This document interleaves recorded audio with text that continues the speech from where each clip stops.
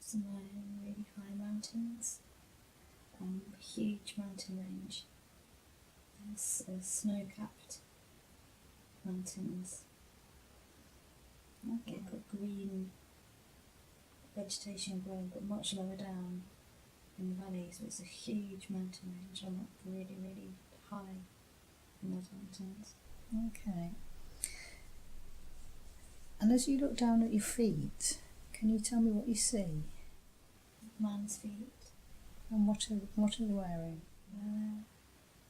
Barefoot. And the foot are quite sort of tough. And for some reason I've got my shoes off. Because I wouldn't normally be barefoot there. Okay. And as you look up your body, if you can look at your hands and tell me what you see. Man's hands again. Quite fine, and my skin is like a reddishy brown colour. Okay. Not very hairy or anything like that, and they're unadorned, no rings or anything like that. Quite nice hands, nice looking hands. Okay, so as you look at yourself, you can come out your body and have a look at yourself. Can you describe what you're wearing? I'm wearing a pair of sort of canvasy trousers and are much heavier layers of like cloaks or coats on the top. And got short-ish dark hair. And I'm wearing a hat with like ear flaps on it. And my skin is like a reddish brown colour. It's very lovely, really nice, rich colour. Okay. Very nice skin, like oily and very sort of smooth complexion. Yeah. You're quite a young guy. Although I don't know whether I am or I just look young. Yeah, okay. And can you see into the eyes and what colour they are?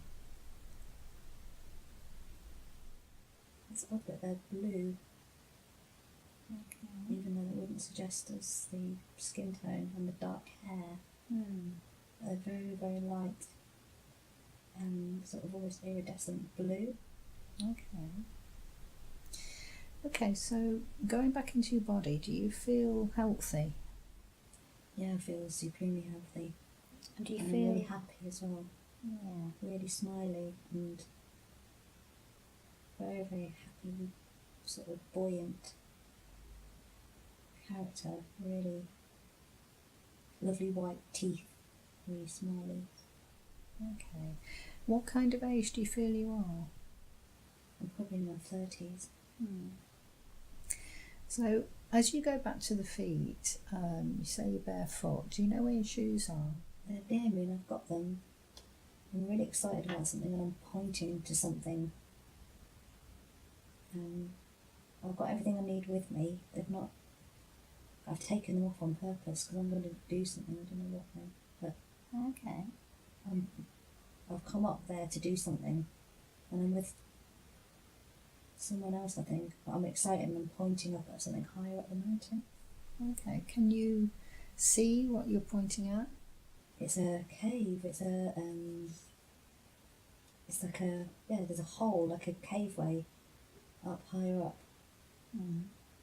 I've been trekking up there for some time to get up there, and now I've spotted what it is that I was looking for, and it's a cave, quite a small entrance. Okay. And what is it that you're looking for within that cave?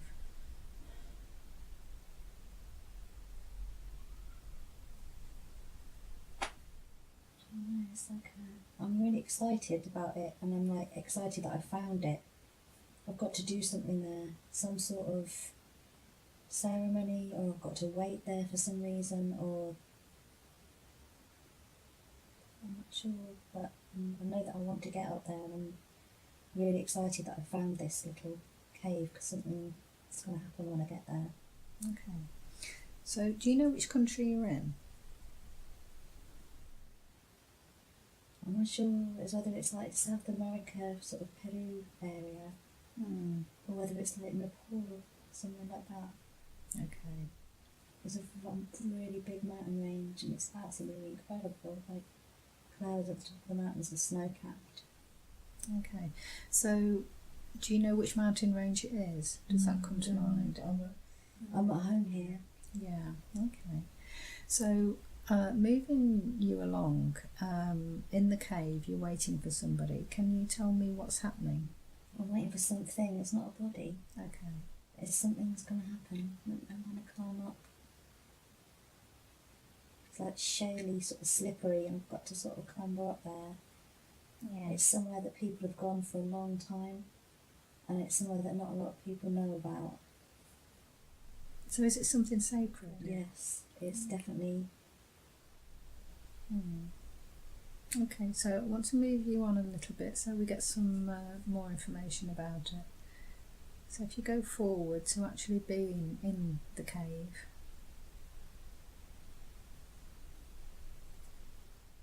There's a light. There's a hole at the top of the cave. It's a huge cave when we get inside. It's a narrow passage. It's very cold inside. There's huge crystal formations inside. And there's a hole at the top of the cave which is letting in this beam of sort of sunshine, and it's lighting up a pool of very, very clear water, very, very sort of like weirdly like bright, sort of electric-y, azure sort of blue. And there's crystal formations. There's some really big crystal formations actually. And actually now I've come in, it was very cold initially, but the crystals are like a really buzzing, and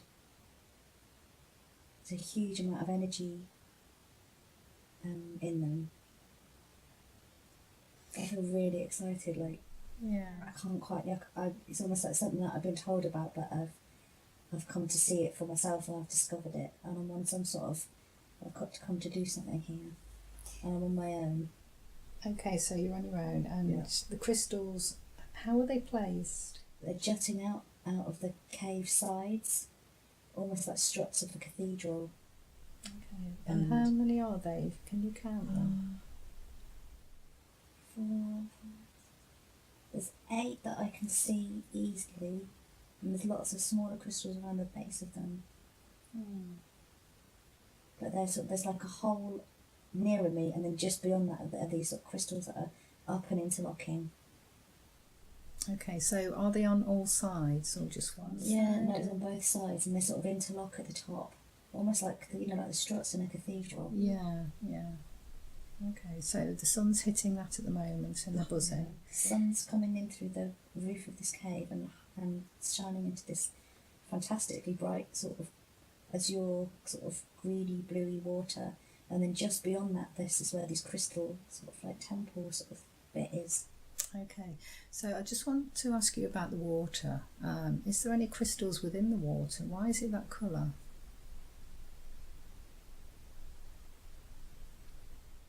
Because it's incredibly clean.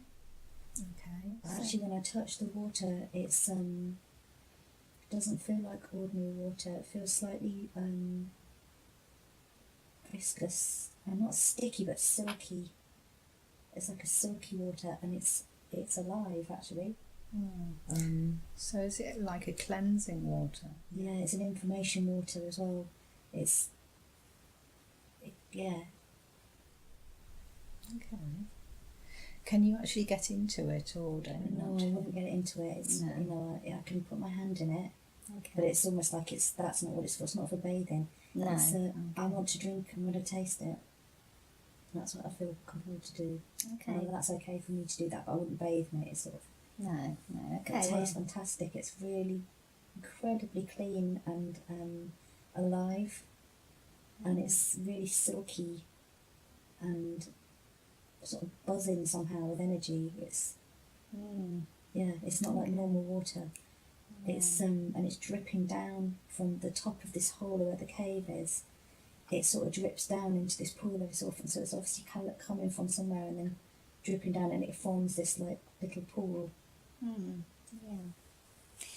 Okay, so there's no crystals in the water, Yeah, there is actually. It's held almost in a bowl of crystal, but they're almost like, it's not a smooth bowl, it's all like sort of jaggedy, but it's almost like a rock pool, but it's the bottom of the, there's lots of small crystals and bits of rock sort of intertwined.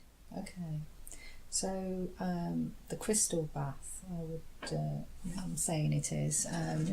That's very interesting. So that's very cleansing for you. It's more than that. It's actually like a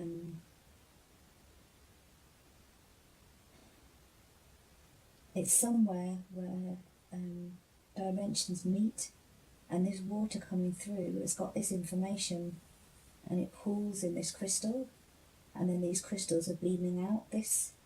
They like amplify it somehow.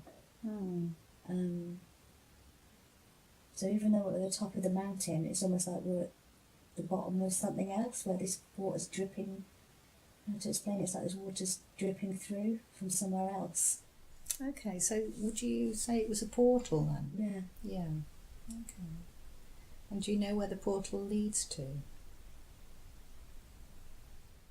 It leads to a temple complex somewhere along the way, and I can just see another huge stone temple complex amidst a big, like, rainforesty jungle.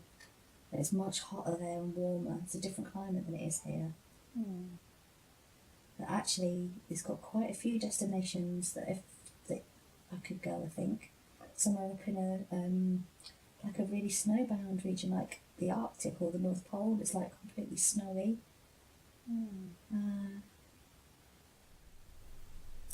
Do you think that's where the water's coming in from? Yeah, maybe it's coming off from this polar region. But somehow it's almost filtering from somewhere else. It comes in as water form, and then it pools and is amplified by these crystals. But it almost had to get to the top of this mountain. It's like we're really, really high up, but it almost feels like where the water comes in, it's the bottom of something else. Yeah, like the bottom of a like a, you know, when people get camera swim underneath ice. Yes. Yeah. So up above that is some snow-covered icy region, and this water somehow is coming through from that. Right. Okay. Okay. So I want you to go back to the cave now, away from that the other set of mountains, and I just want you to describe more of what you're seeing. So you've got the crystals, like a cathedral. Yeah, it's just a huge sort of craggy rock cave with dark, flinty bits of cave, like stones, and then these sort of smaller quartz crystals. But then on the other side, there's these huge, like, pieces of quartz, like, massive. Okay. And, like, thicker than my body, and much, much bigger, and they interlock. And I think there's 8 of them, I think. And actually, the more if I walk towards them and climb over around the side of this pool, I can see that they're almost like geometrically formed. Okay. So, all right then. So I want you to remember everything about this cave. So after this treatment, I want you to actually draw what you see and put it down on paper. Okay. All right then. So I really like being here. It's really tremendously exciting. Yeah. And I feel really sort of really overwhelmingly happy here. Like, I'm absolutely buzzing and really excited. So is there another reason for you being there other than you've just found it and you really wanted to see it, or is it something that's going to affect your life? Yeah, it's somewhere special to me that it's almost like I've come to some point in my life where I'm allowed the knowledge to come up here. Right. Okay. So this has been revealed to me somehow. It's almost like the stuff of a myth or something, but I've discovered that it's true, and that something like that I always knew it was true, but it was like it was a hidden story, or I wasn't believed, or something like that. And it's almost like I've been vindicated in my own, and I knew it was here, and finally I found it. Okay. So what is it you've got to learn from it? What knowledge will you gain?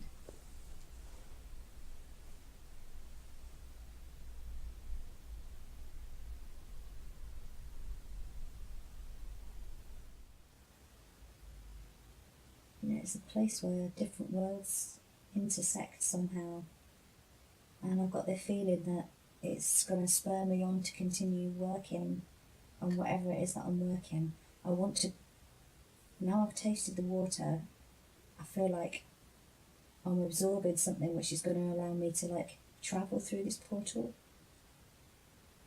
And so it's like time travel or space travel. And now I know it can happen. I can absolutely believe it, and I'm so excited because I know that there's these, that I'm going to be able to move through this thing. Somehow I'm going to be, I don't know how I'm going to do it, but somehow I'm going to be able to leave through this top of the mountain and go somewhere else that I need to go. Okay. And then I'll be able to travel. Okay, can I move you forward to when you actually know where you're going within this cave? I'm going to this icy land, and I'm all wrapped up in furs now, and I'm pulling a sledge along behind me. And again, I still, and it's like an early morning. The sun's come up. It's incredibly bright. It's really, really bright, with the sun shining off all this ice. And I'm pulling some sleigh along behind me with some stuff strapped to it in a cloth. And I've got like two almost like ski pole things that I'm using to trudge along. And I'm all bundled up. And I've got there through this thing. I don't know how I've got this clothes or this equipment, but And are you on Earth?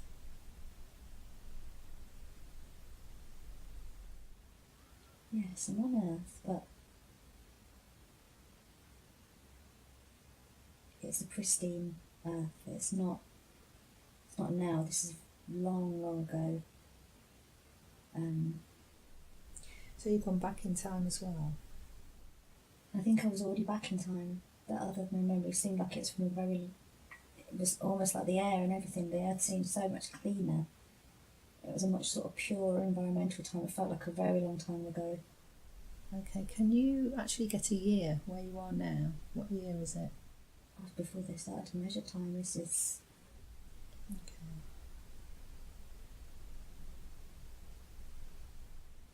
This is first seeding though. This is the first time I've come here, I think. And there's actually another sun in the sky. And I'm not sure if it's like a refraction, but there's another sun in the sky. So there's two suns, and maybe I'm not on Earth, but I can... What colour are they both? Red yellow, pale yellow. Both of them the same? Yeah.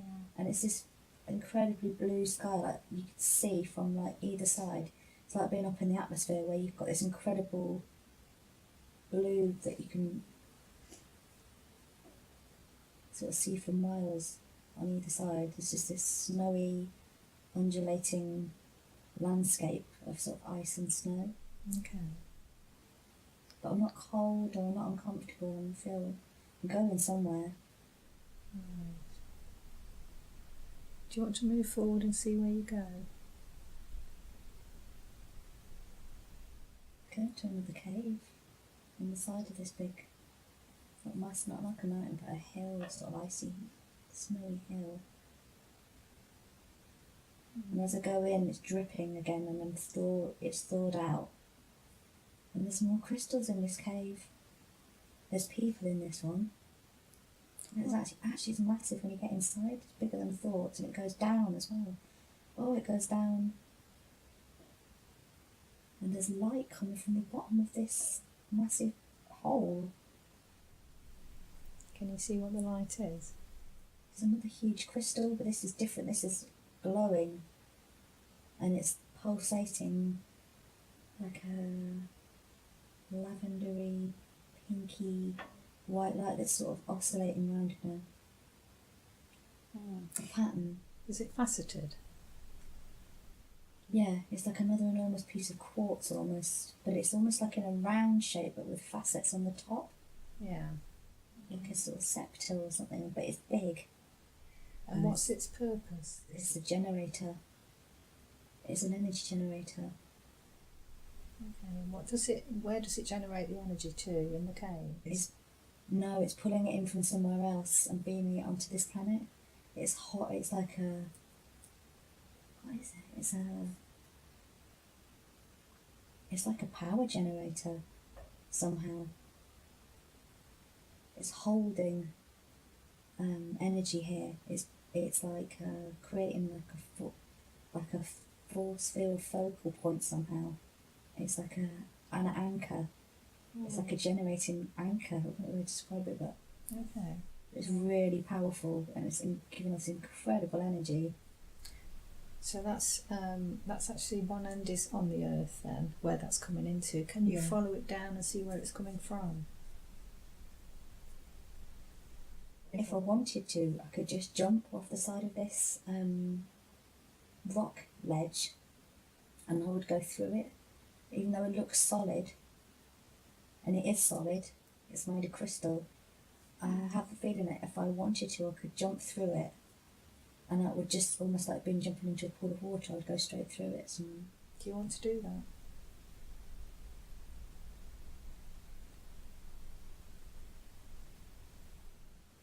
no, I don't feel the need to do that. I know I can. Yeah. Okay, so we need to know where the power is coming from. So is there some way that you can find that out without jumping? Yeah, there's a guy there, and he's got the same sort of crystal in his forehead, but a smaller version of it. And he is humanish. He's got darker hair. He's got a high forehead that's got this big crystal in it. He's not a human, but he's humanish form. Okay, when you say he's not human, he's humanoid. Yeah, he's tall, arms and legs, bipedal. Yeah. What's he wearing? A long dark black cloak. And he's got sort of hair that grows down across his, swept back off his forehead, but down over onto his shoulders. That's dark. Okay. And how big is his head compared to his body? Is it the same as a human? It's about the same as a human, but his forehead's like twice the size, and in the middle of it, it's got this bluey, whitey, glowing sort of crystal, and his eyes are the same, like a rainbow blue colour, with like iridescent sort of rainbowy colours moving through them. He's really, we know each other. He puts his arm around my shoulder. He's welcoming me back, and he's putting his arm out to explain something about the crystal. Somehow it's working now. They've got it working. It's come online, and it's linking this planet and this place on the planet to somewhere. I don't know. It's not much of a sort of like time and space. It's a different dimension. It's a bridging zone, and this crystal's anchoring it into this. They've opened it recently, and he's really pleased, and he's telling me that this is really fantastic news that they've managed to get this portal working, and there's this passage leads somewhere, and it's been brought online, and they've got it functioning now. It was dormant before, and they weren't sure if they could get it started. Okay. So, do you know where this man is from?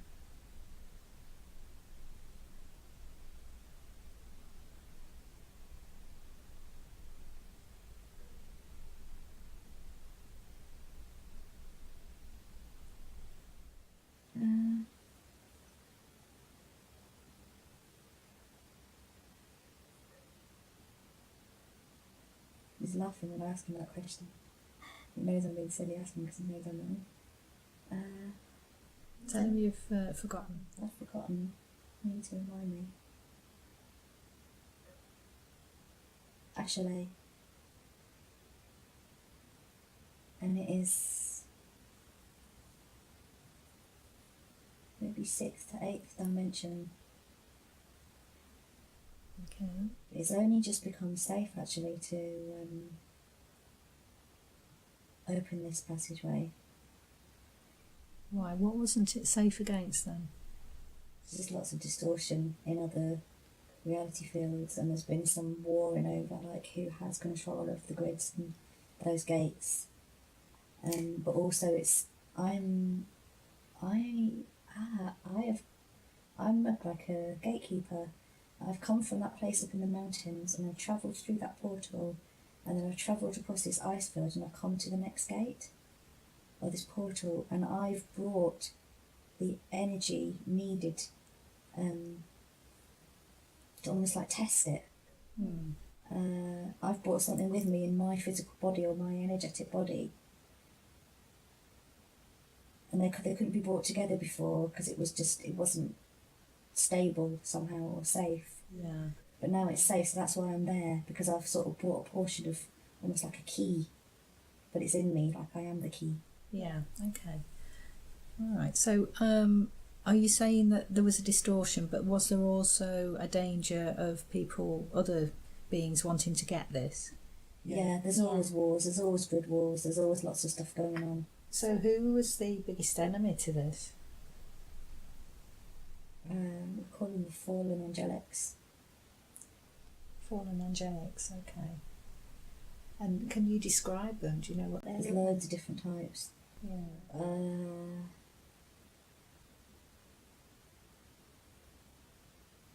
There's lots and lots of them, and for all different races and sort of species.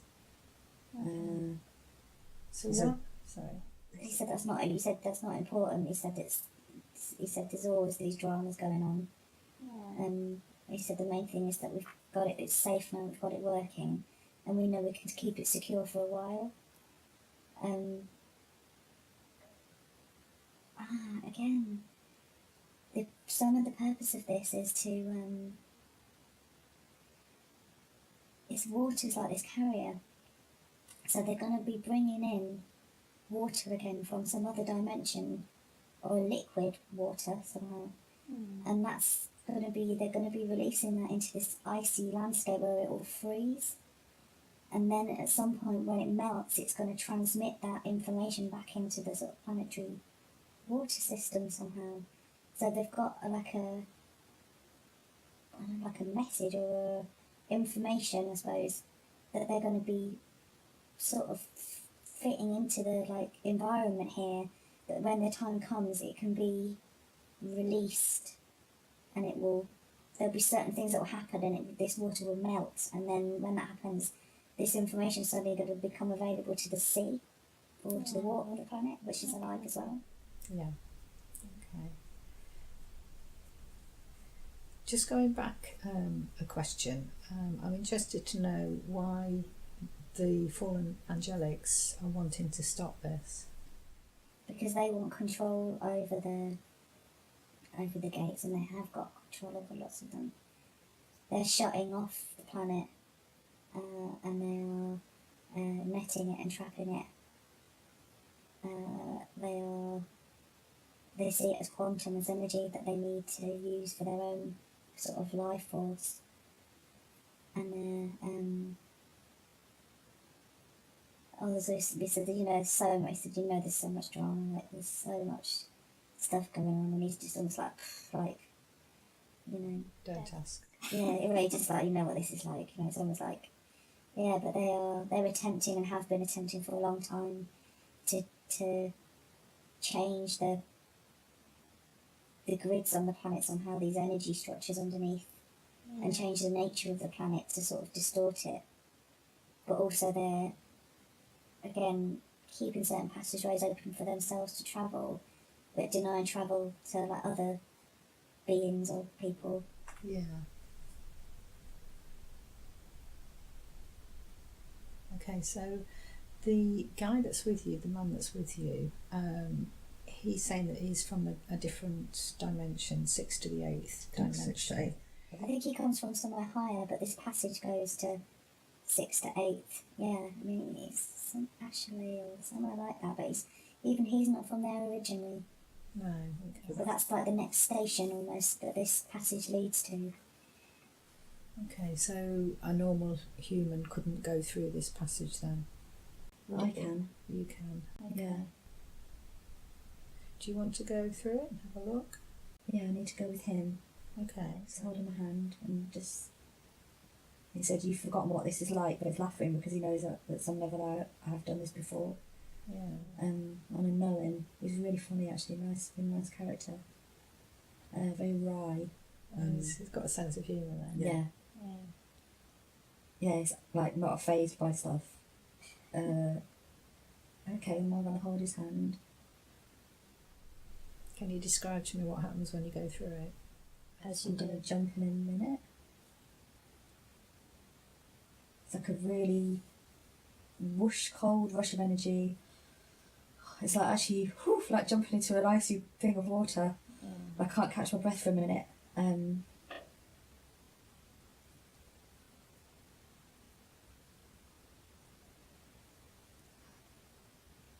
then it's like my ears are like blocked. It was like popping. And then oh, it's like a real rush of energy going through my body, like a shiver. And now I'm out somewhere else. Okay, did you have a taste of metal in your mouth when you went through it?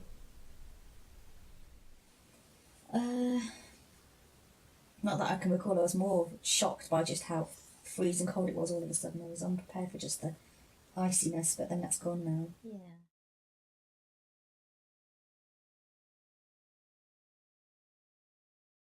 Seeing.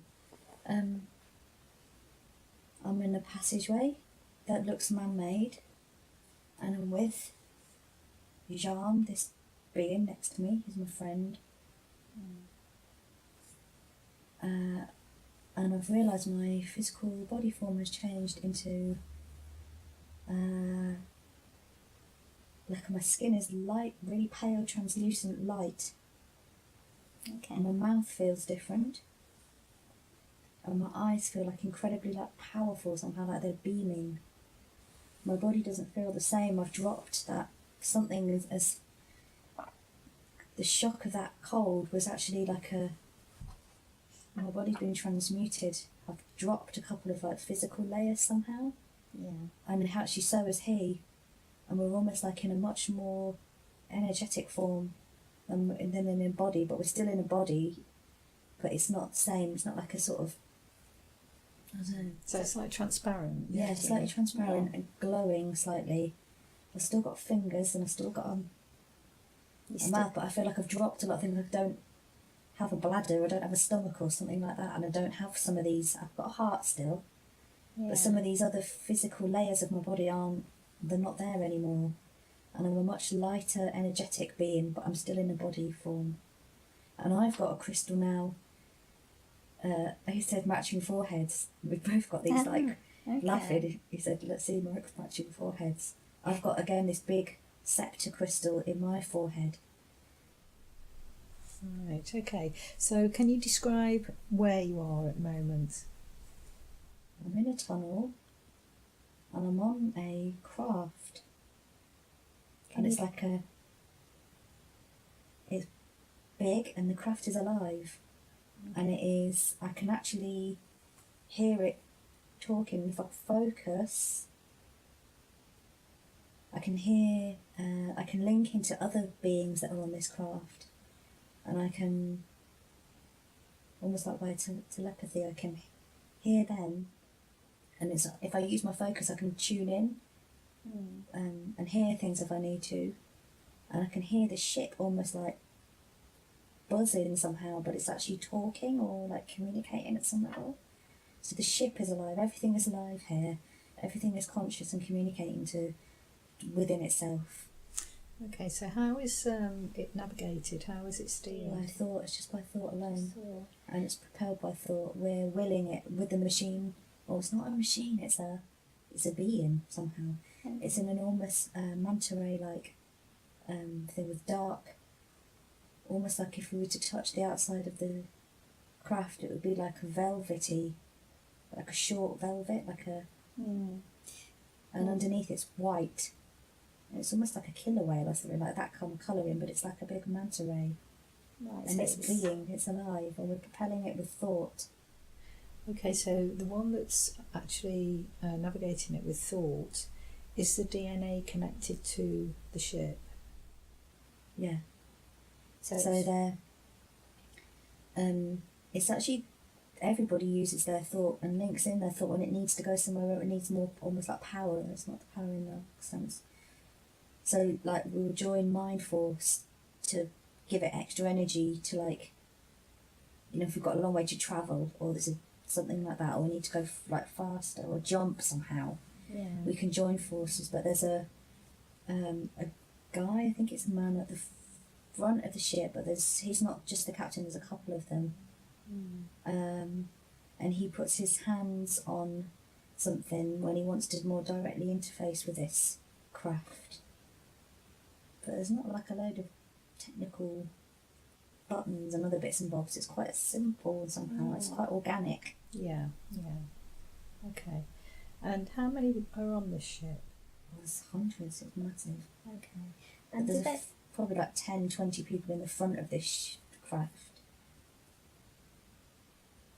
And there's like a big screen, like in Star Trek, where there's like a screen that you can see various things going on, and we're just moving at the moment.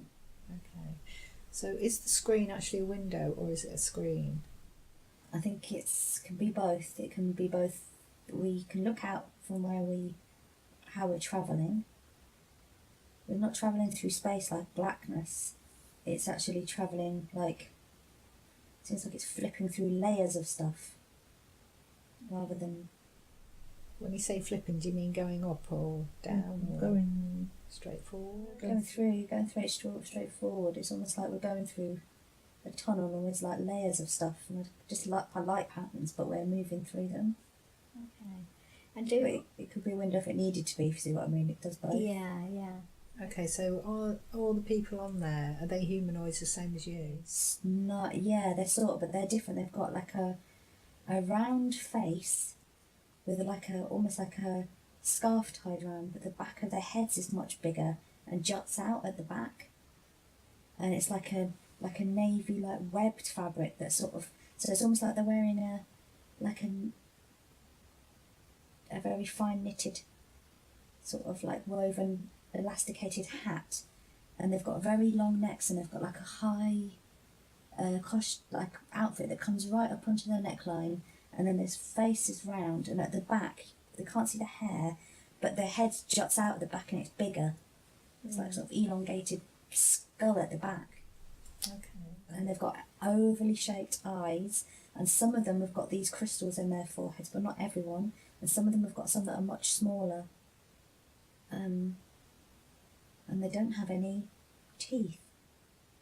They have lips and a nose, much smaller. They're quite tall, very elegant. And it's, very peaceful and friendly, and sort of unobtrusive. Their energy is very laid back. Okay, so they communicate through telepathy to each other. So They can speak. Right. And actually they're making jokes with me and with Jean, who I'm with, and they're laughing sort of at me in a nice way, because they can see I seem slightly disoriented, but I'm actually from there and I've been travelling with them, and they're like, welcome back or something like that, and they're laughing because they can see that I'm a bit shocked by what's happened to me, and I'm sort of I can't remember being there, but the way I act, like it's like I've been away for a little bit, I've gone on a mission, whereas I'm almost taking me time to remember that I'm one of them. Okay. Yeah. And they're laughing because it's like, they're like, welcome back, like, you don't look like you know where you are, like, don't you remember us, or something like that. And they're just like ribbing me, and they're using their voices to sort of almost, they've dropped down into vocal speech, just to take the piss out of me basically and have a laugh. But it's good, it's it's good natured. Yeah. Okay. So, have you any idea where you are now? Do you know where you come from? We're travelling back somewhere. We're going up to some high level councils, and we've come out of the density that we were in. They had to come nearer to bridge to come and collect me. And I made it on time. I don't know why. It's like I've done something and it's like I've got back. And we're going to some other higher dimension. We've got to meet with some other council. I've got some knowledge that I've learned that I'm here to bring back. And I've been on some mission somewhere, and I feel like maybe in my mind I've been gone for a really long time, but actually I might have only, it's almost like, seems like I've only been gone for a short amount of time. But again, my sense of time I can see, and my brain feels like it's struggling slightly to assimilate these two different perceptions of time. But now we've got this thing, that something I've done or something I've brought back, now I need to go back and almost like report to some other higher councils about what I've been doing, and we're going there now. So they came to get me, like a sort of, they bridged to get me, and now we're going somewhere else. Okay, so if I can move you forward then to where you are you there? Can you describe what you see? There's an absolutely massive planet, and it's like Earth in the sense that it's blue and it's lit by a sun, or at least one light source. It's massive. You know, we're above it.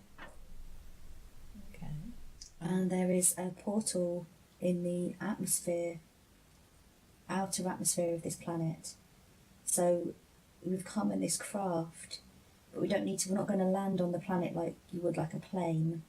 We're going to go to this, it's almost like a solidification of space, and we're going to go there, and that's how we're going to get down onto this surface of this planet, massive planet. And it's alive, and it's a whole different, like, everything here is alive and it's talking to each other, and it's like if you choose to tune in, you can hear, but it doesn't, like, it's just like a low noise. But if I want to, I can sort of tune in and find out various things, or like tune into these conversations. But so I'm going to go down onto this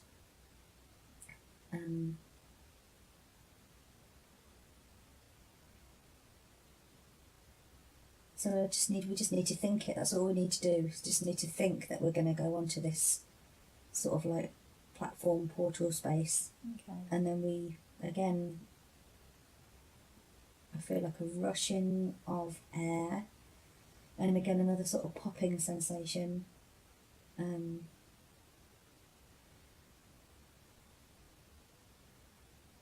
I can taste not like a metallic taste, it's more like, it's like that water, like a silky, cool, almost like minty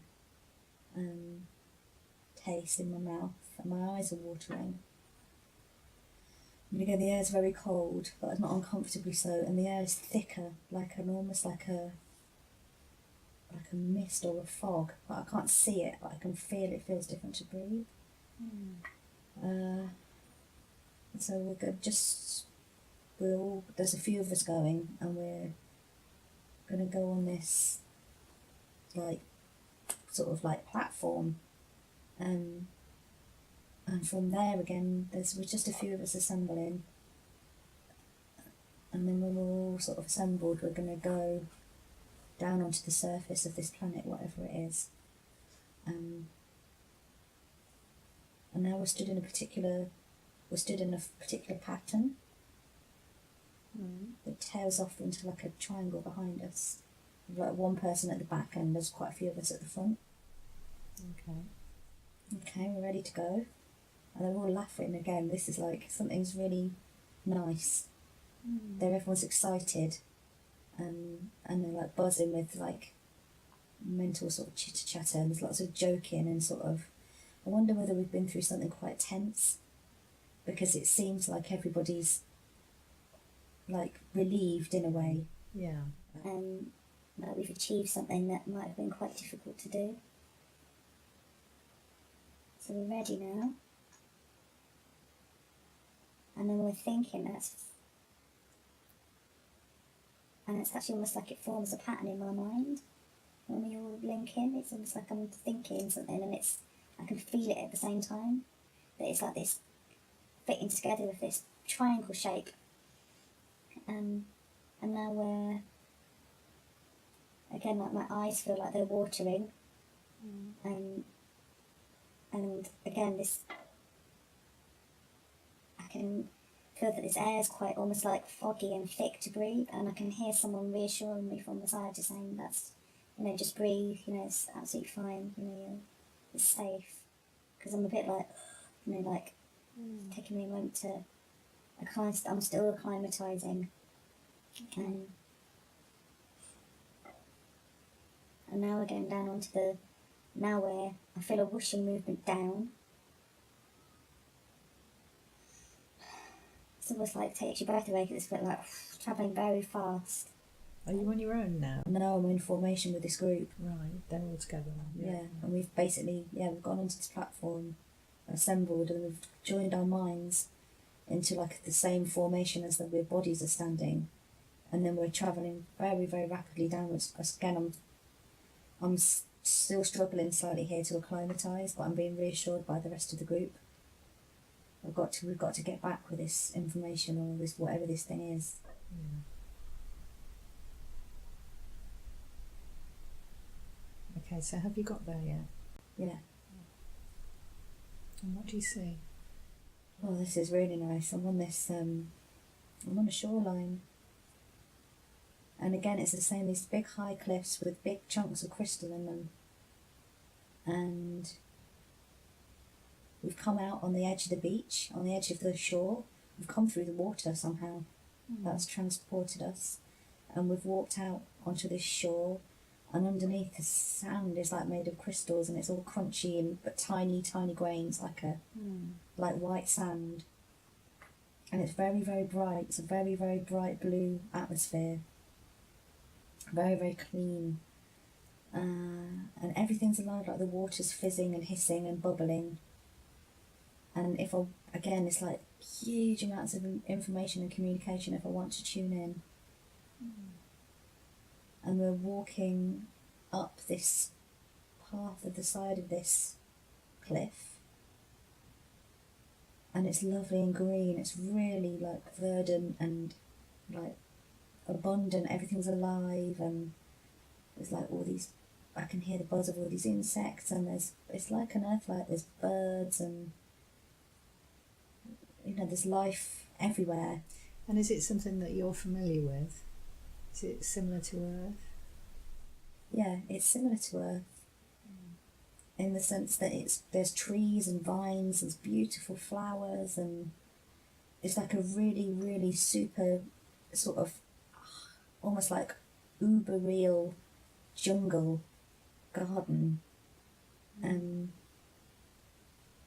was absolutely fantastic. All these mosses and lichens, all these lovely like cactuses. It's like a semi-tropical landscape, but the rock is very, very white and sort of lovely breezes blowing. It's really nice here. Okay. And we're walking up the side of this path in single file, and I'm not the first, I'm the second.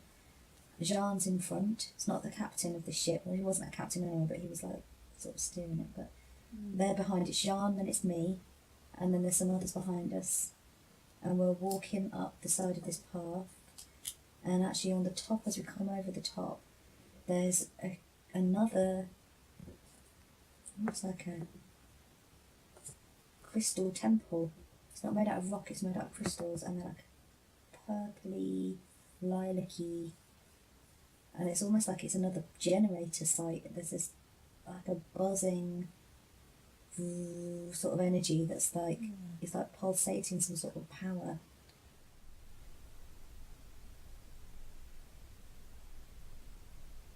Okay, so can you go into this building? There's people pouring out of it. It's big, it's really big. Yeah. There's people pouring out, and they're rushing over towards us, and they're hugging me, and they're patting me on the back, and they're welcoming me in, and they're welcoming John, and everyone's like relieved and really excited. I've been away somewhere, and I have the feeling now that I've been gone for, I don't know, like a long time.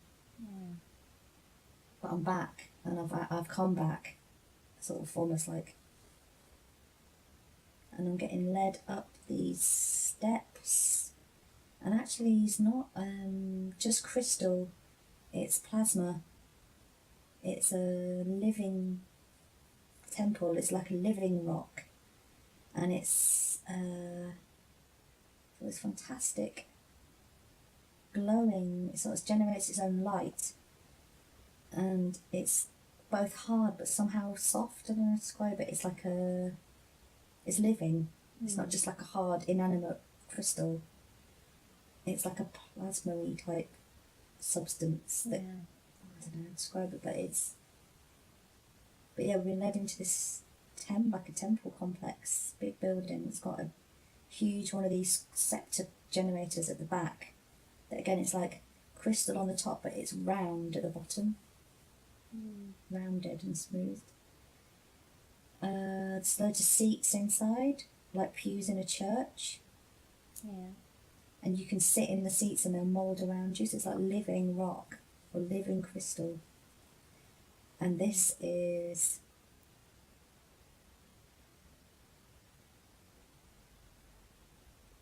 where we are. But there's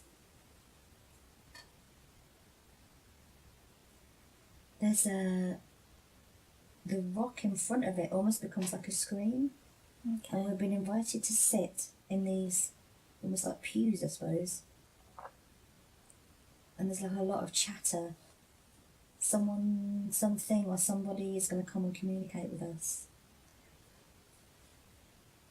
And we're being invited, or we sort of get the sense that again we form a formation with our minds, and it feels like a lattice sort of shape. Okay. So can I move you forward to when this being, this person, actually comes? It's a collective. Okay. It's a big collective. And all this energy is starting to stream out through this sort of screen. And we can see them, but they're sort of indistinct. Almost like a light, fiery sort of figures. Not flames, but they're sort of shifting, almost like a flame. They've got eyes, but nothing else is really distinct. But their energy is coming out through this, it's like these tendrils of energy, like smoke or something that's coming out through this screen. And it's intersecting and almost surrounding this like latticey sort of like shape that we're making with our minds. So it's forming sort of like again, it's like joining these two energies together so we can communicate. Yeah. Okay. And do you know where they're from?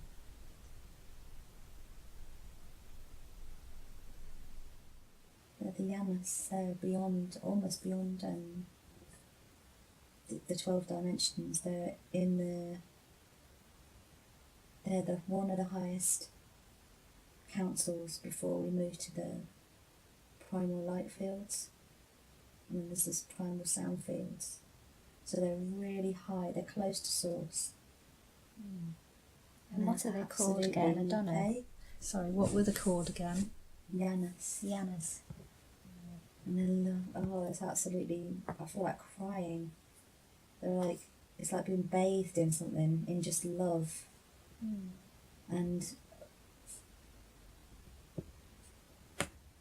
yeah, we've been out as a collective, and my group that I'm sort of in, with John and whoever we are, we've been out doing something, and it's almost like, not we've won, but like we've proved or demonstrated something, or we've achieved something, and so now we've like brought it to this Yanas council. So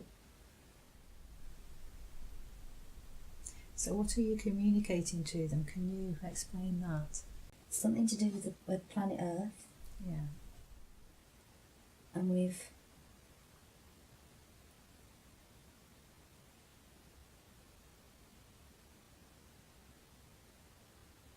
seeded part of ourselves there, and we've been successful in doing so. And we've it forms a bridge of energy all the way back down to Earth. It seems like a really long way away, There's like this silver thread somehow that I can see that, I don't know if it is real or whether it represents like we've seeded onto the earth and we've done some work there, and I was one of the last ones to leave, and I had to do something there to like leave something there somehow and secure this like portal, or I don't know what to describe it, but we've been successful, and it's really hard to get a sense of like time because I can't perceive time in the linear way that I did on the planet, and I'm still adjusting actually to this. But it's almost like we said we were going to try and do something, and we have actually managed to do it.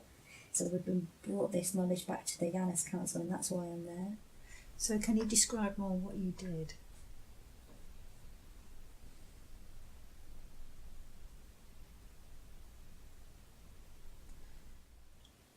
I seeded something into the planet's grid somehow, up in that mountain range. I did something that I put something there that's like a homing device, or I don't know, but it's not like a device, it's a by drinking that water maybe, or something. I was like a key holder somehow, and I had to go through that gate or portal, and because I did, I brought something with me from the planet, and I can't quite describe it, I've like interface something. So you brought something from planet Earth? Yeah, I went there to do something, and I did it, and somehow, I don't know what it is, but I've come back almost out the way I came in, and I've left that, I've seeded that energy somehow into that fabric of that planet, which means something's there, and it's like breathing like almost like a broadcasting something. Okay. And is it safe? Yeah. Yeah. Nothing can touch it now? I don't think so. It was a bit of a mission, I think. I get the feeling it was a bit of a short chance for that to have been successful, but I've done it, and that's why everyone's just like really, really chuffed that I've managed to do it. But it was close.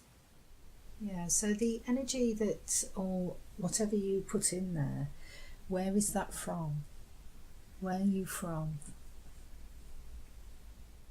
I'm from God's source. I've come from there, but I've come down into, I'm not in a fully incarnate form because this body is much lighter, but I've come from somewhere much higher up somehow in the densities, but I've sent a portion of myself down with some of the other groups to go and do this work on the planet. So it's like a fragment of you. Yeah. Okay. I couldn't see that when I was down there. I felt like I was just an individual, but now I'm up here, I can feel like my sort of self rearranging and perceptions changing, and I'm assimilating that I sent a portion of myself down there to go and do this work, and I've managed to recollect it. That's why I've been able to get out of here. I had a bit of myself down there that I couldn't almost, until I got that. It's like I came out the same way I went in, and it's like I had to recollect that part of myself in order to get out. But I'm like the last man out somehow. It's like there's some significance to that. So when you look at layers, which dimension are you in? Up in the 12th dimension now. Right, so you're very high up. Yeah. Okay. And are you in the same universe as Earth, or have you shifted over to a different universe? I've shifted over. I'm in a parallel universe. Okay. We have been interfacing with that universe because of the work we've had to do, that we came there to do. So we've almost been stationed there doing some work, but then we've come back out of that bit, and then we've come back out to this, and now we're interfacing with these Yanas councils from much, much higher level, but we're still in this dimension, like dimensional scale, if you see what I mean. Yeah. So was that universe created after the one that you're in?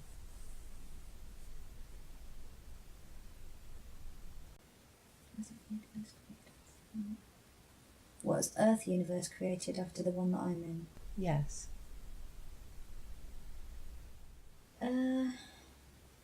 They were all created at the same time, but the consciousness only moved out into them progressively, and that's one of the last sort of like station points before all of those dimensions will start to progressively fuse back together and then come back in somehow.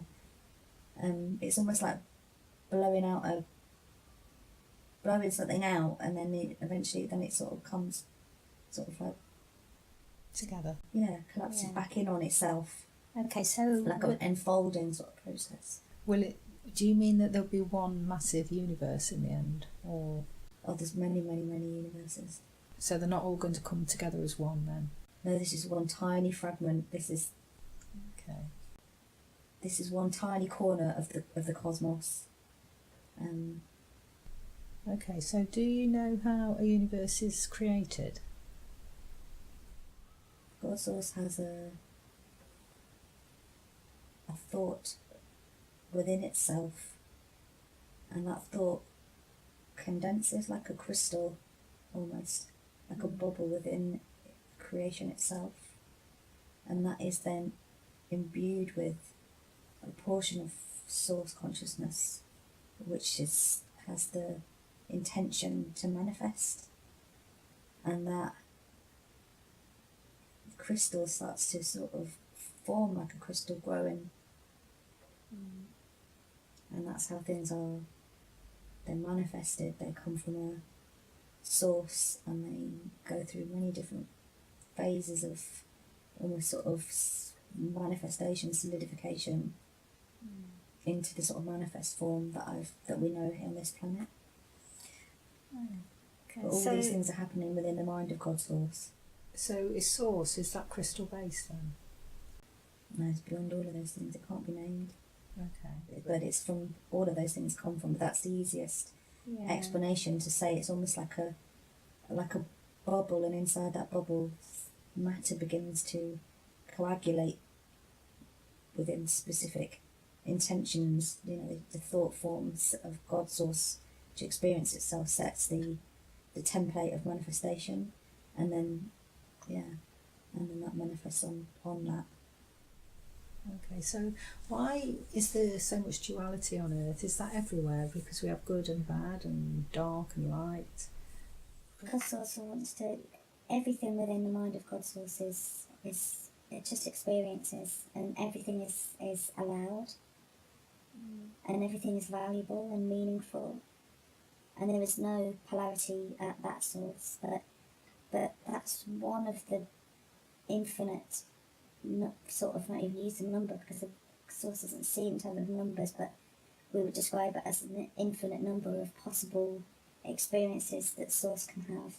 And one of those things, when you come out into the far reaches of the densities, when you come right down into the sort of lower densities where the planet Earth, as we know, is stationed on, is that we come here to experience living in a fully individuated body with a relatively individuated mental capacity.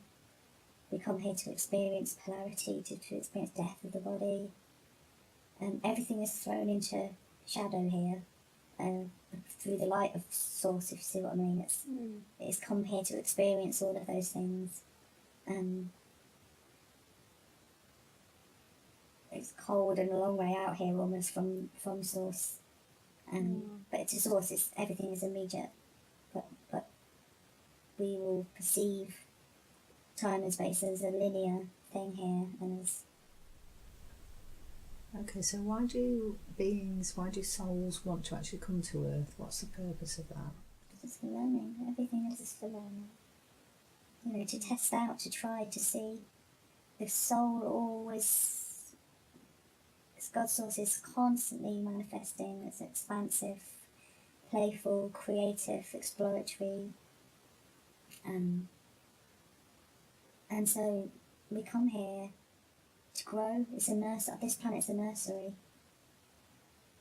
There's a lot of stuff that's gone wrong around here, in the sense that there's been a lot of free will, abuse of free will choice, which has exacerbated that polarity But this is within God's source. This is just experience, and everything is still loved and accepted, and but it's the experience of us out here that feels very discreet and individuated.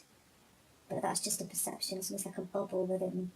It's like a chink of crystal within a much bigger formation almost. Okay, so actually having a life on Earth, is that damaging the soul in any way? No. No. Okay. The worst that's going to happen is everybody's going home that comes out here. Everything, every being, every atom, every subatom, every tiny thing, everything's going home eventually. And so nothing is lost within the mind of God's source. But we have the experience of being lost out here. And that's, if you want to know the love of God's source and appreciate that fully, one of the things that we do is we come out to experience loss of that connection. So that we can understand the true value of that. And also God wants to know what it's like to not know itself. But no, it doesn't damage us. We have the perception of damage, and it can be experientially extremely unpleasant. But that's just an experience that we're having. It's hard for me to describe because I can feel my brain almost like having two different perceptions. Yeah, okay. And no, nothing is ever lost, and we all go home one way or another. It's actually how you get home. We're all going home, but the choices that you make will determine the path that you take to get home, and the quality of that experience, and also whether you go back with all this memory and experience intact as like a returning, it's like a returning child that goes out into the world and learns and then comes back to share that knowledge. Or you can go back as just as dust and not remember anything. You could be a great being and make choices that cause that sort of like integrity to fail, but you still come back, but you won't remember any of those things. And then I suppose you could start again. Yeah, I've been to Earth before, and I've come back. And actually this is second seeding. So I've come back again, I've volunteered again to go back. Why did you want to do that? Because of love. And because I know that I'm safe, and I'm testing myself actually. This is a big test for me. I've gone to Earth before, and I've come back out, and I've ascended back into Source, and I've come back out again. This is my second time coming back out of Source. And I've done it out of love, and also to almost to test myself of, do I really believe in that love? Can I really trust that Source will bring me home again? Because I know that it was dangerous, but it was a risky mission for me to go, because I knew I would forget everything. And I've got a huge amount of knowledge. I've been around for a really long time. So this was like, I had a lot to gamble with here, because there was a chance that I could have gone back and just come back, fallen for whatever reason, and made choices that meant I couldn't ever get back. And I was putting all of that on the table and still standing in love and saying, no, I love Source so much that I'll go back. Because also I had lots of keys or energy or information somehow inside me. But it's all done out of love. It's like and trust. And also it's almost like the part of me that's been out in that density, down into Earth, also recognises, I suppose, that I've been around for so long. Time is from that place just doesn't feel the same as it does when you're on the Earth. It's just not. I can't describe it, but it's irrelevant somehow. All together. So what about the karma? The karma's carried over on each life. When you come away from Earth, that carries on. So can you say anything about the karma? Now you're seeing it from a different perspective. Is it actually karma? I know it's just valuable lessons. It's light. It's the free will choices you make determine whether you build light or you shed light. And the more you can choose to sort of work with the sort of forces of the universe, which are like loving and creative and expansive, the more you will be in the flow of that. And if you keep choosing against it, you can't carry as much light, and so you get bogged down in that density. Okay, that makes sense, yeah. Okay, I want to get you back to where you were, where you're in this formation, and you're passing the knowledge on. And you're with the Yanis now. Yeah. Oh, they're coming through on that screen. Okay, I want you to describe what's happening. They're embracing us energetically. We went out there to try to prove something or to ask permission somehow, and we had to do this challenge somehow and it's taken actually all of us to, God, actually that's a really big job. We've all had to almost like try to assemble all these different parts of ourselves back into something cohesive, to move up through these, to come back to the Yanas. And it's like a collective effort, and it's almost like I was like the last one. So it's almost like I was holding the door open for everything else to come through, and then at the last bit I've had to jump through myself, and I was holding it somehow. So the Yanas are just, they're not, it's a force. They're not in any way individuated bodies. It's a huge sort of cloud of like consciousness somehow that sometimes it shivers into these sort of flame-like forms with eyes sometimes you can see, or not eyes that you can see physically, but you can see that you're being looked at. So the flames, you say, was almost like plasma sort of... The building we're in is plasma. These are beyond that. They're beyond any... Right, okay. They're not pure... They're pure light beings. I love it when I say that. What do they want to be known as? They're the Yanas. Okay. They're a collective. They're very, very... They're either at the top or just out of this time matrix. They're really funny. Everyone's really funny. There's a lot of good humour here. Oh, good. So how tall are they, can you see? The Yanas. Yeah. They're not in body. But the flame that you see, is that something that's quite... Is it like an orb sort of thing? Or? No, they're tall, like flame-like sort of bodies, but they just flicker in and out. They're distinct one moment. It's almost like if you focus on them and you want them to, they can come forward into slightly more of a flame form, but then they just meld back in. They can choose to take form. They're completely capable of all of those things. Laughing again at me. They're like, yeah, we can do that. They choose not to. They live in beingness. Yeah,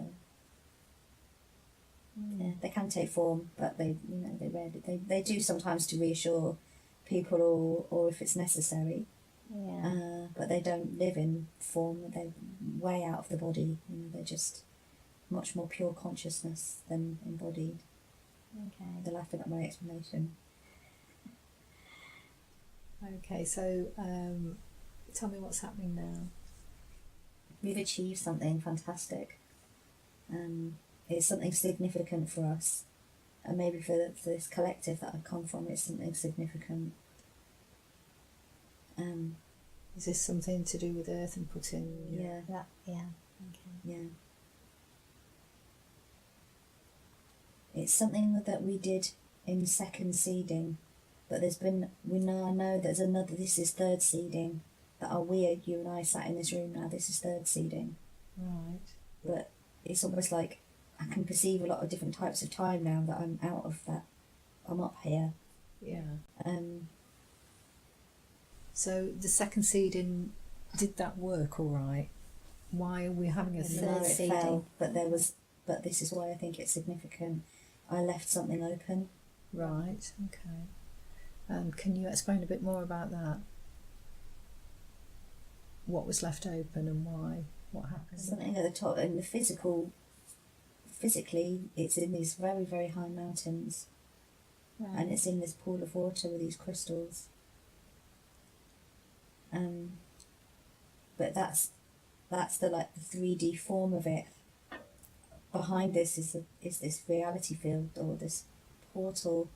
It's like a portal space, and I've managed to keep it open, but I've concealed it somehow. When I go back and think about it, the rock cave, it's been covered over by like a rock fall, or something's happened. So that's there now, but it would be very difficult for people to find it. But it's still open, and again it links into this site at the Antarctic, because I'm feeling it's Antarctic, in the south of the planet, and it's So is that a good thing that you've blocked it? Yeah. Yeah. it's there for the next time. Okay. So that's something with that second seed. I think I've had to get out of that second seeding. Yeah. Somehow I've managed to get out, and I knew in that body that there was something something about me knew that cave was there. And it was either as a myth or a story that I'd heard or something, but I believed in it, and then sure enough, eventually I found it, and that's why I was so happy. And I've shut very much, so basically I've left this bit open, because I've had to get out, I've had to evacuate.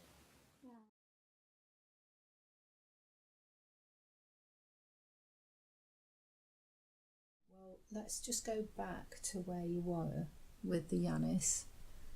Let's go back there, and then want to travel back to Earth from there. And you're with God. Sean. I was laughing like, oh God, like, right, not again, I've got to go back. I feel slightly more reassured this time though, Okay. but I know that I'll forget this reassurance as soon as I get down there. I know what I'm letting myself in for. Yeah. All of this will be forgotten in an instant, I think, when I get back down there. Okay.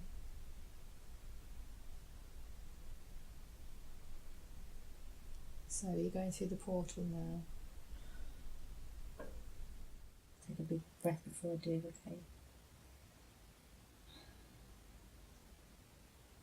Yeah, there's still work to be done. I just want to, there's something niggly that I need to fix. Yeah. So, And do you know what that is? Yeah.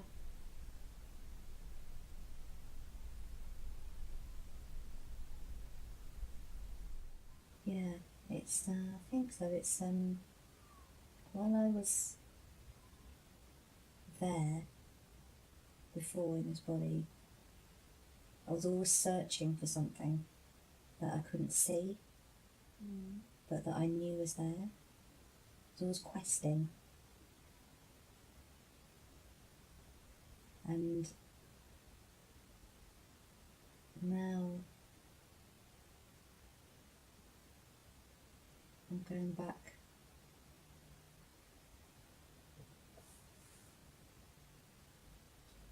to try to sort of be more, to hold both being in the body and this higher knowledge.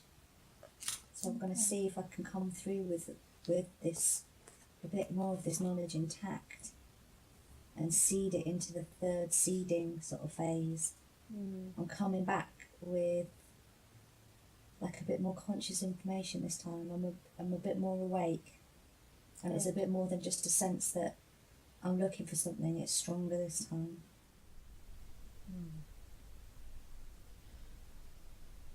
Okay, so describe to me what's happening. Oh, it's horrible. I've calmed down and I can feel just like I'm in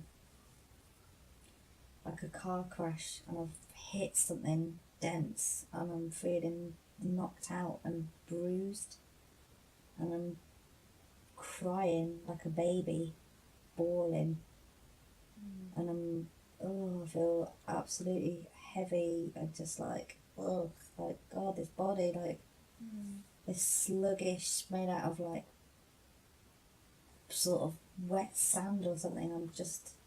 I'm aching all over. I feel absolutely battered. Like my bones are all bruised, and I'm just, oh, my head is absolutely killing.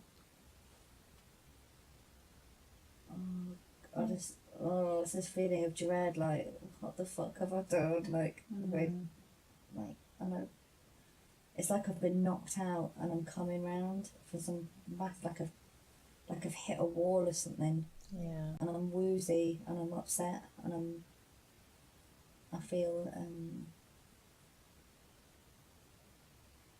grizzly, like a grizzly baby. So are you in the same body as before, or have you moved on? No, it's a different body. Can you describe the body? It's a baby's body. Right. Oh God, it's like I can't control it. It's like I'm inside a big suit of like wet sand. Yeah. And I'm moving and I'm trying to like lift my arm or lift my leg, and I can't. Got no control over myself. Yeah. And I just feel weighted down and just like, ugh, like, it's like being in putty or wet sand or quicksand or, Yeah. Have you just been born? yeah. Okay. And I'm just like, there's a residual sense where it's slipping away from me every single second. I'm trying to grab onto this thought and it's just going and going, and I can't keep hold of this thing that I need. Right. And I haven't got any control. That's like slipping out of my grasp. And I know I'm losing something and I can't do anything about it. Right, okay. Well, the baby that you are, is that the one that you are at the moment in this life? Yeah. So this is the third seeding. Okay. So I want to move you forward to an important day in this life. And I want you to describe what you see.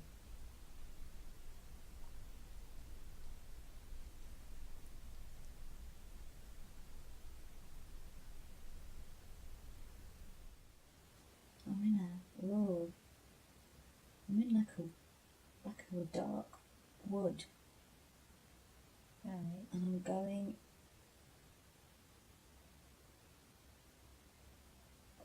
into like a building or like I don't know if I am in this life, but this feels like a different. I'm a little girl, but it doesn't feel like me. I'm someone different. Okay, that's And fine. came in it's a girl's body that I'm in, but it's not me, so it's a different me. Right. Oh God, I'm in this forest and I know I'm dreading it. I'm gonna be, someone's gonna have sex with me, an older guy, and I really don't want it, but I know I've got to go, and it's like some rite of passage. And I'm terrified, and I've got my hands clenched, and I've got to go. Ooh, this horrible, I've been traded, or like, I've got to do something I don't want to do, and I'm doing it because I've been been forced to do it, and I've been either sold or given to this man as property. Okay. And So- I know he's going to rape me when I go into this house, and I don't want to go, but I've almost like, I know I'm going to have to just get it over and done with. And I'm young, I must only be like, I'm prepubescent, and I'm like a young girl. I'm probably like 10, 8, 9, 10. Oh, and I don't know what's going to happen to me, but I know something bad's going to happen to me. And it's something sexual, and I don't even really know what that is, but I know that something's going to happen, and it's going to be bad. but I've just got to get on with it. I'm scared of the consequences if I don't do it.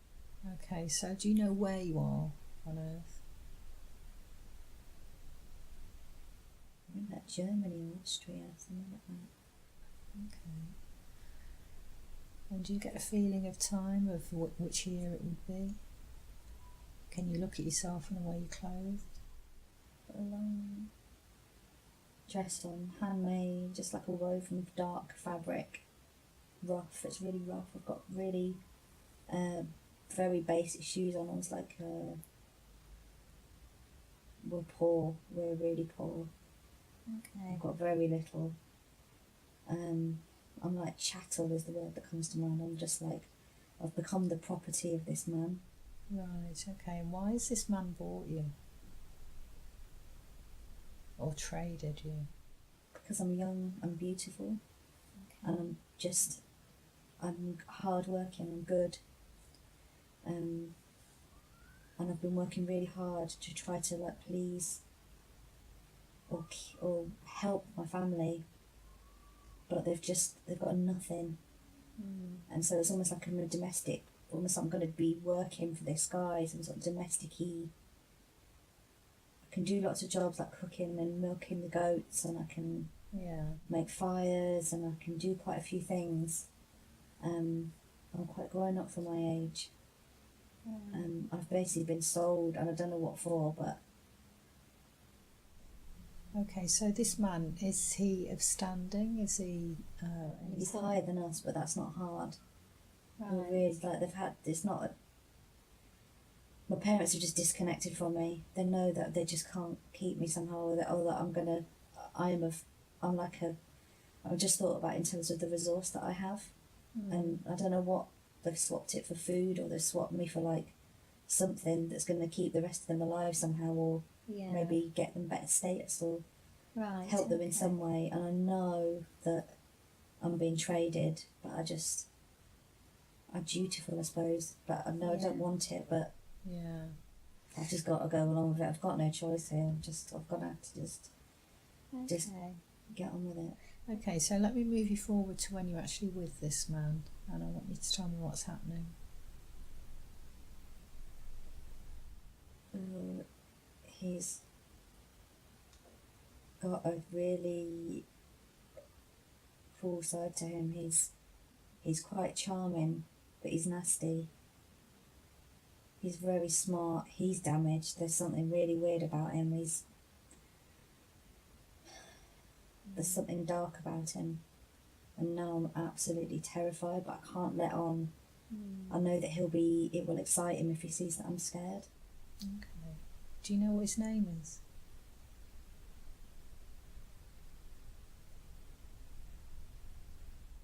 No, it's like urine or something. Okay.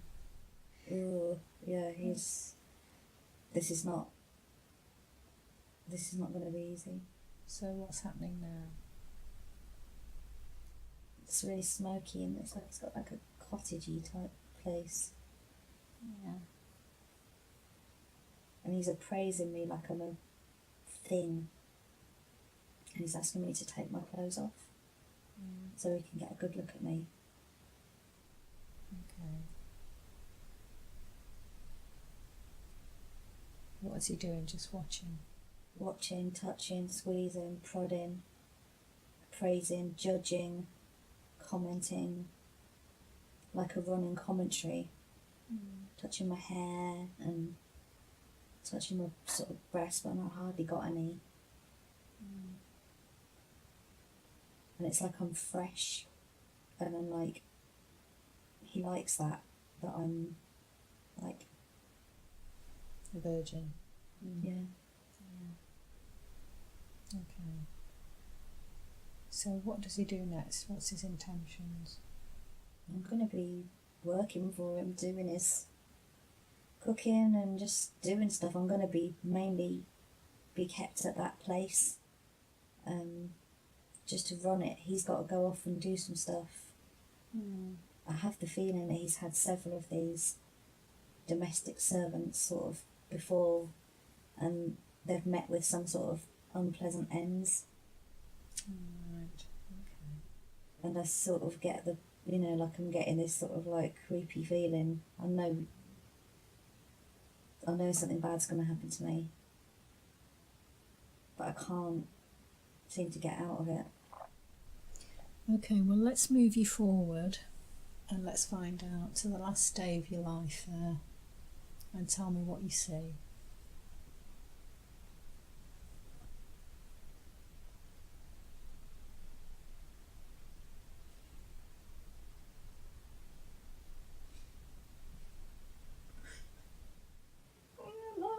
I'm really scared. But I don't want it. I'm not going to give him the satisfaction of letting him know that I'm scared. I'm really trying to keep control. Okay, what's he doing? He's strangling me and he's raping me.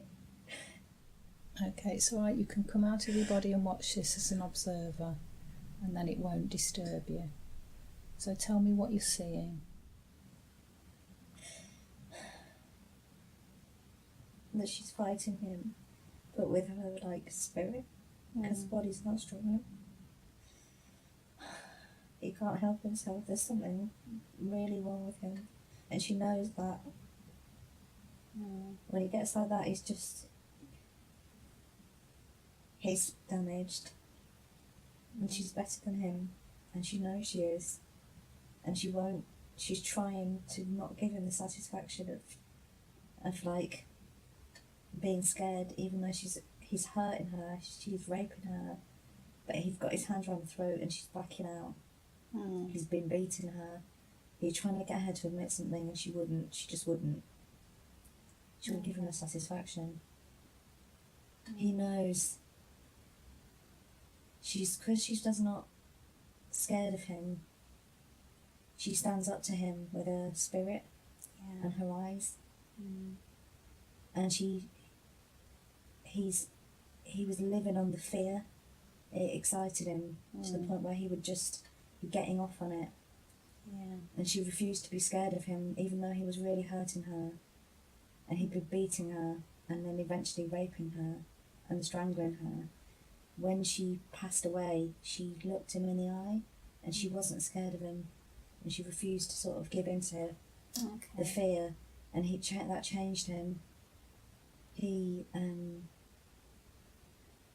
saw something of himself then, and this monster that he'd become, and he realised almost like remorse, which is something he'd never felt before. Just because she stood up to him with her spirit, he's almost like he came out of the trance almost that he'd been in, and he saw that what he'd done was wrong. And he wept afterwards, and he realised that he's looking at his hands, and he's crying, and it's almost like he's come to. And in that moment, it's changed him. So she's healed him then. Or she's opened up something in him that.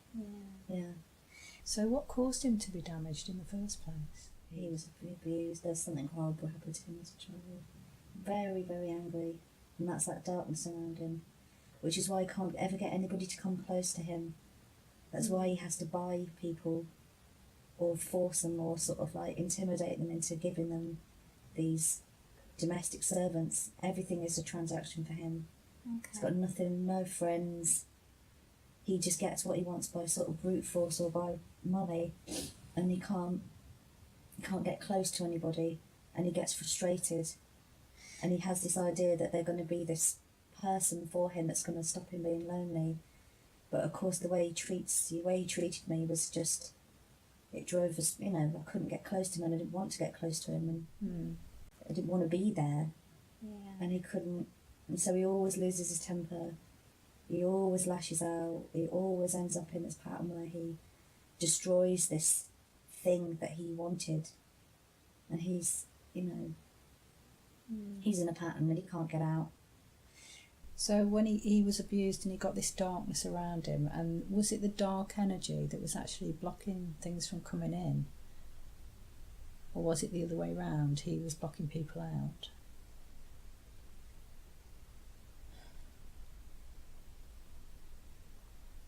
the dark energy was, as he kept making these bad decisions, almost like the thing that he wanted was to be close, but over the years that's become completely distorted into this horrible way of acting. Right. And it's almost like it's taken over him. He keeps doing the wrong thing and it keeps making it worse and worse. And he'd lost sight of this. And he just got onto this, it just become increasingly disturbed and just increasingly sort of dark and psychotic. But in that moment when I died, looking in the eye and just looking at him and just giving him my full attention even as I was dying, he,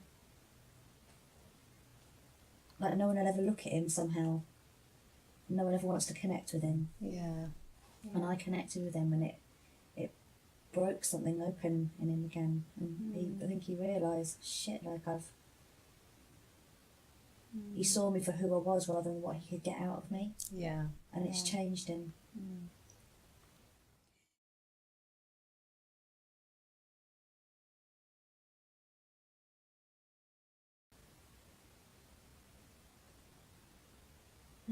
I learned that I had mental strength that carried me through a very difficult situation.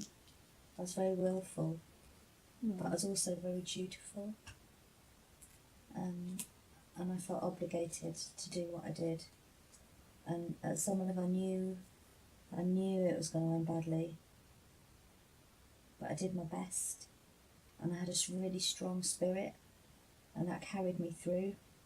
I didn't get all the beatings and just hostility and horrible things that he did. That wasn't the first rape, there was many of them.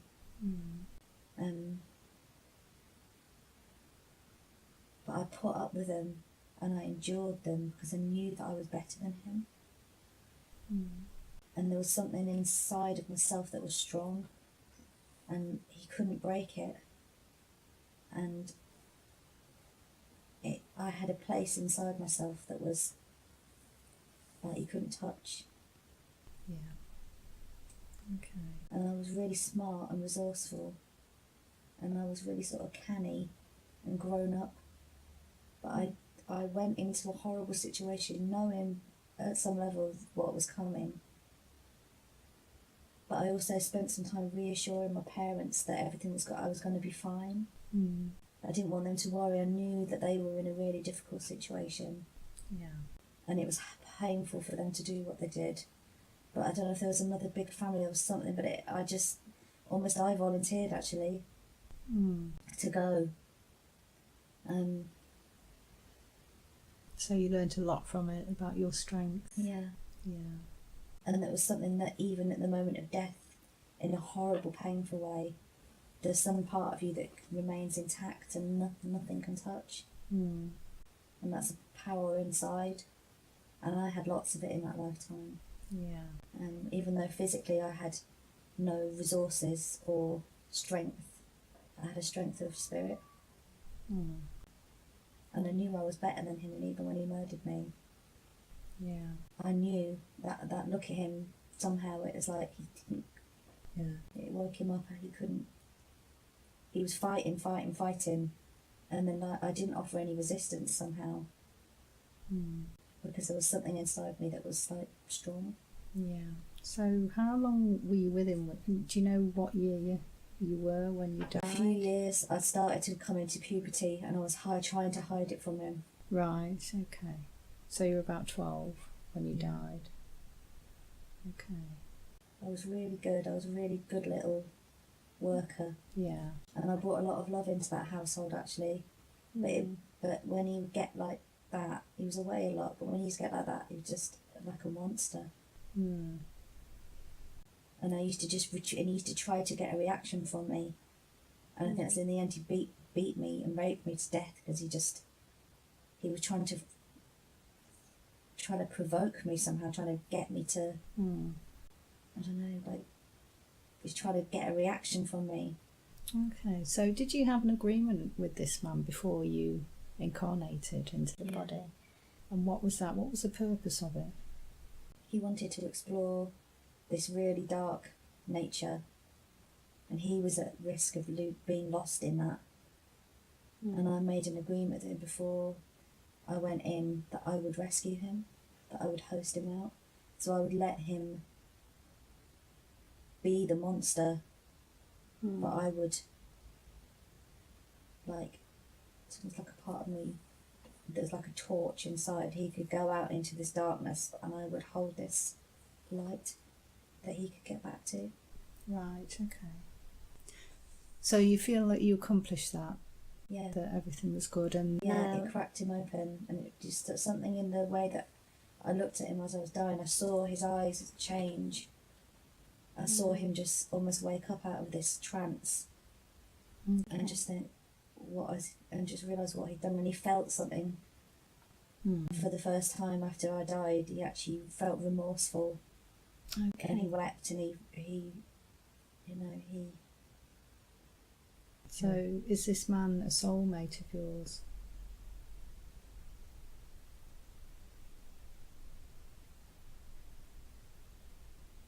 Maybe, I don't know. I don't feel it was like connection. an obligation or Right, okay. like we agreed to do this lesson, but it's not the most. I don't feel significantly drawn to No, him. okay.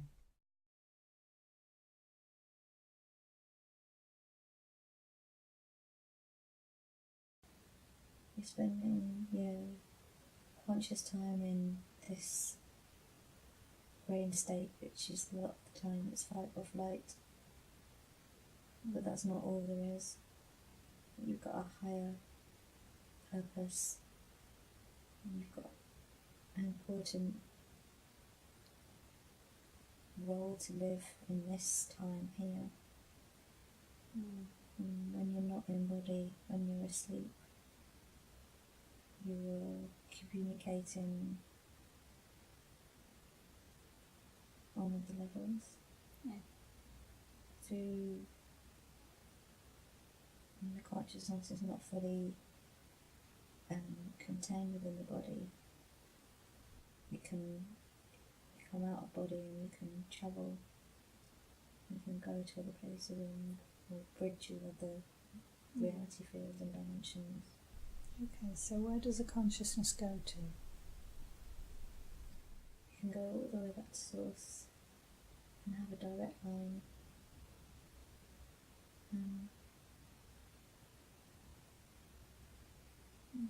But sometimes it's just, there's drama. There's always drama, and this out in the densities. Oh, right, okay. So why does she sleep sometimes and not other times? Because it's too much mental chatter, and she's sensitive. There's a lot of noise just beyond the auditory spectrum of humans. She's not in the body, so it's hard to switch it off and allow the body to relax when part of the identity is not in the body. Right. And that part doesn't know sleep. It's always just aware. So it's Okay, so that will stop, and she'll be regularised with the sleep once she gets back into the body and accepts that. she will get to Yeah, okay. So also we wanted to know about energy hooks, if anybody's put any energy hooks into her body. Yeah, they were all around my lower 3 chakras. Okay, and where was that connected to then?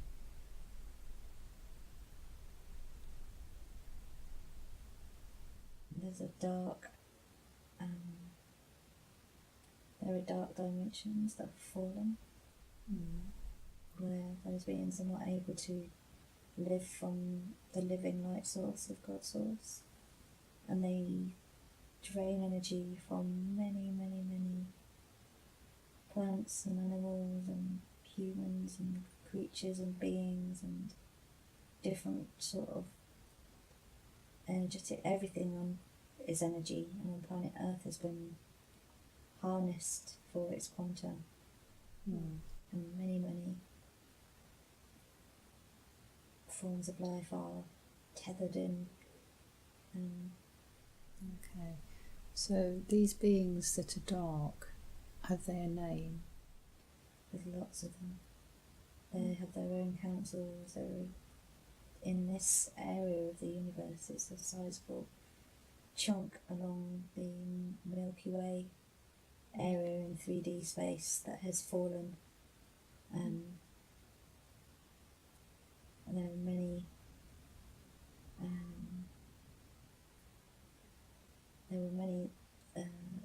interferences. So there are zetas and there are lots of darker beings, not all of those races, but big portions of them that have fallen and they can't sustain themselves. So they don't have energy from source, but they've come from source, haven't they? Yeah, everything is allowable within the mind of source. But the universe has its own structure and laws. So if you continue to exercise your free will against the natural laws of manifestation, you progressively damage, deplete your energetic template. So as you incarnate again and again, you can hold and transmit less and less light, which means that eventually, if you continue to fall, you can't incarnate anymore. Your energetic template will fragment. But there are sophisticated beings and whole universes populated by various groups that feed from other living sources, and that limits the capacity of those sources to go through their own ascension cycles. And that's what's happened on this planet, is that the planet is moving towards her own ascension leap into her next sphere of experience, and she has been impeded many times by these fallen races, which is why, even though the earth is a tiny part of creation, she's also very important. So will she manage to get through to the next level? She's already started to do it. Okay. And what's going to happen to these beings? Will they get trapped, or They're already trapped in the manifestation of their own thought forms in a falling multiverse or universe.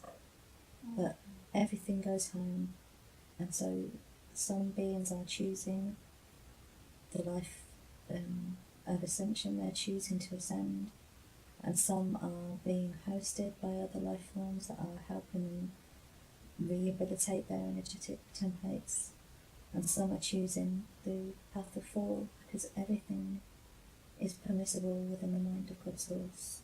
God Source does not judge or and loves all the parts of itself.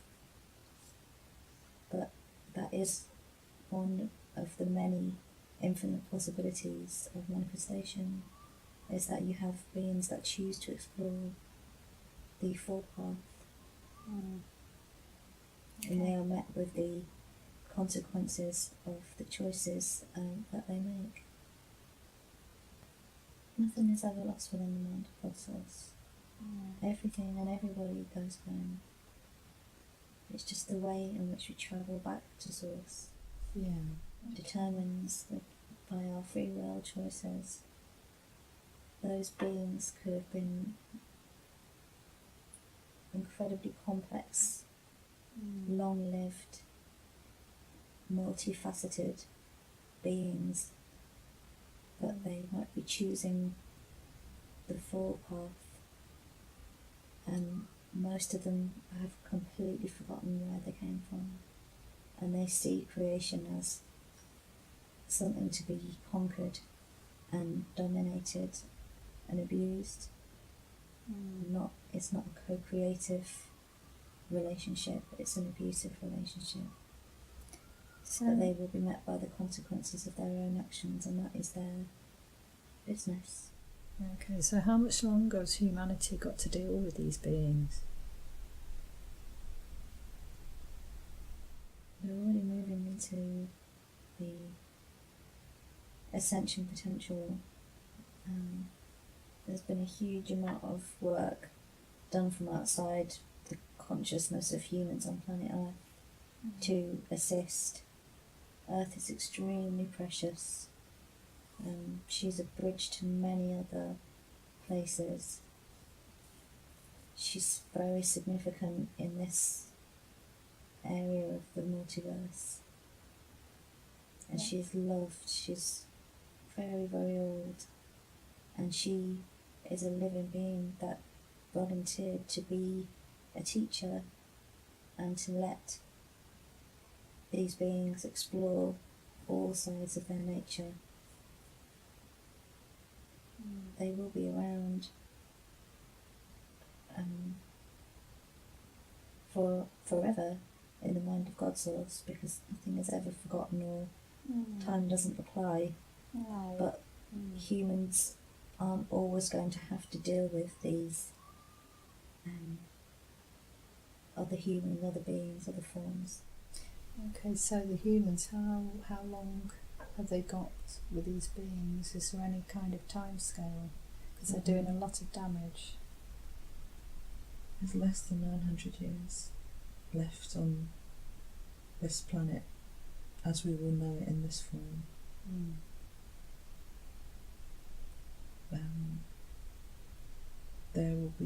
There is a huge awakening of consciousness which will radically shift how we even perceive ourselves on planet. And as the consciousness changes, so does the manifest form. There are various probabilities and reality fields for which Earth will shift. This area of the universe is falling, and we're being hosted out by the various profuse numbers of councils and beings and races that exist beyond these dimensions. So part of Earth will remain as an energetic memory. Earth is also shifting, and she's already beginning to shift. This is third seeding of humans on this planet, and it will be the last seeding of this in this reality sort of field. Okay, so when you say seeding, what is actually being seeded? Is that the energy that she was involved with? The whole angelic human was seeded here to be protectors of this corner of the cosmos, and that mission has succeeded and failed and succeeded and failed. And now it's come to the point where Earth needs to move. She's going through her next cycle, and they are inbuilt laws of manifestation, and they go in cycles, cosmic cycles. So she's moving, you're either going or you're not this time. But there's nothing to fear, because everyone goes home. And there's beneath all of this is always love. So it's my understanding that we're on the right timeline, and we are actually going through that. But I was trying to get some kind of time scale as to how long we've got to put up with the dark energies and the energy hooks, and before we move above them. In linear time, is it possible to get an idea? Depends what probability you're on and where that part of your manifest identity is going. Okay. But in order to shift into these higher levels of consciousness, those things have to be dissolved and they have to be reconciled. The change in consciousness means that some of these things will demanifest, because they can't manifest in some of these other dimensions, because they are of a higher frequency.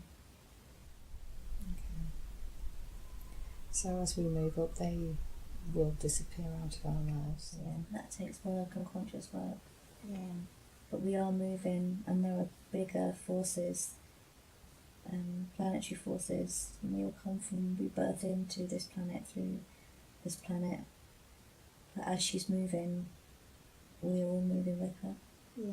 And if we're not, it's because we're choosing the paths to stay behind in this old earth, which is an echo of or a memory of this earth, which again has a very limited amount of quantum left, which will be left to those beings that are choosing to harvest that.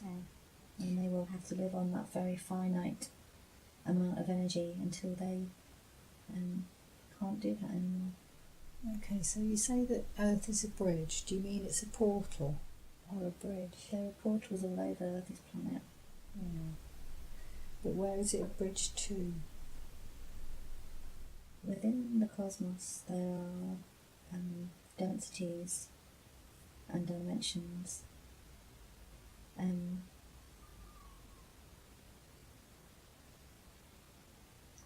there are cycles of expansion and growth. And Earth is moving in consciousness and in materiality, and she will continue to do so for some time.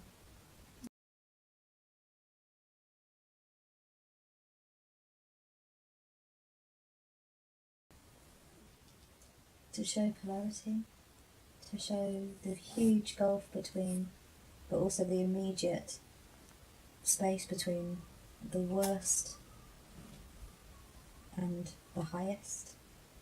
You can be part of God's source and come out into creation and come back through ascension, and then choose willingly to go back out into creation to explore that polarity again, to demonstrate the utter conviction and belief in the love that God's source is. But simultaneously to that, you came and experienced like the worst of humanity, like being brutalized and raped and violated, the most horrible sort of aspects of what the human can be, this breaking the sort of trying to break the will of a child and violating and hurting that child. It's like the worst. It's like, you're abusing God's creation and, the most horrible way. And yeah, it's just, it's all there.